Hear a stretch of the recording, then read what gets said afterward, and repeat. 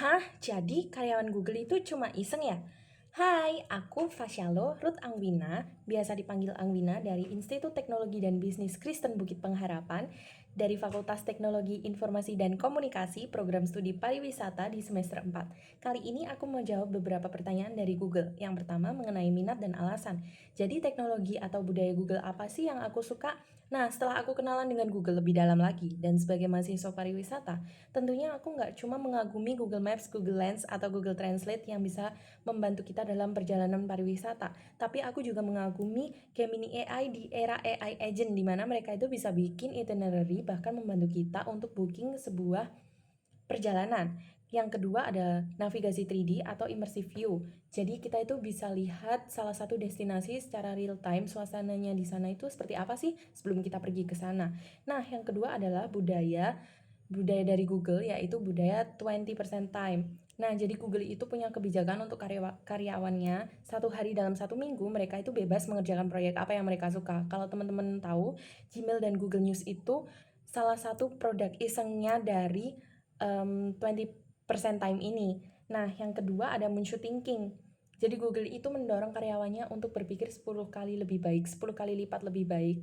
Dan dari situ inovasi Waymo bisa terwujud. Waymo itu kalau teman-teman nggak tahu, jadi mengemudi tanpa pengemudi. Nah, selanjutnya ide acara kreatif Tech and Chill apa yang aku usulkan untuk kampus.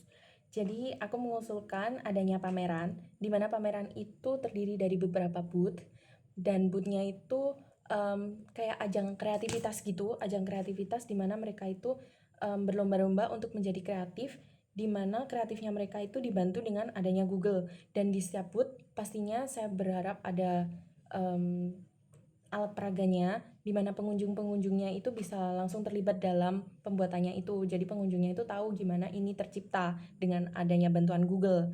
Nah, tentunya nggak cuma jadi penonton, saya juga berharap kalau teman-teman atau mahasiswa itu bisa ikut terlibat langsung jadi panitia, atau bahkan pameran ini bisa dilombakan. Dan lebih baik lagi jika bisa kolaborasi dengan beberapa kampus lain. Dan tentunya juga ada acara santai dan hiburan atau perform tertentu yang bisa mempresentasikan karya yang bisa dibuat dengan kecanggihan Google. Jadi kembali lagi tech and chill kan, jadi kita santai aja lihatnya. Nah, solusi kreatif atau ide out of the box apa sih yang pernah aku pakai untuk problem solving aku?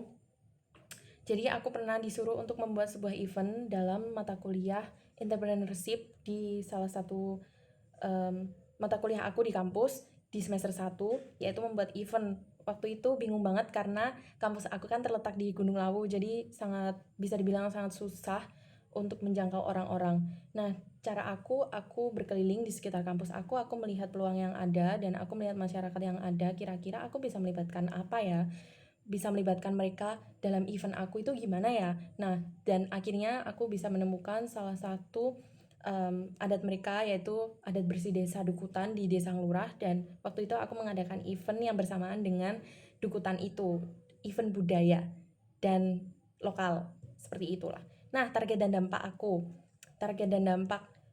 yaitu pencapaian yang paling membuat aku bangga dalam 3 bulan pertama aku menjadi GSA ini, perubahan perilaku dalam lingkungan kecil aku. Jadi aku mau bikin teman-teman aku itu FOMO dengan apa yang aku kerjakan lewat bantuan Google.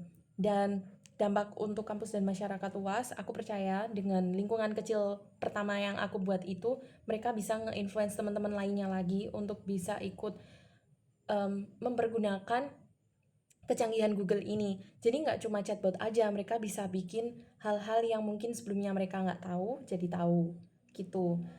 Jadi perubahan kecil yang membawa dampak besar dan bisa tersebar gitu. Kurang lebih seperti itu ya. Jadi kurang lebih itu dari saya, dan mohon maaf jika ada salah kata. Saya ucapkan terima kasih.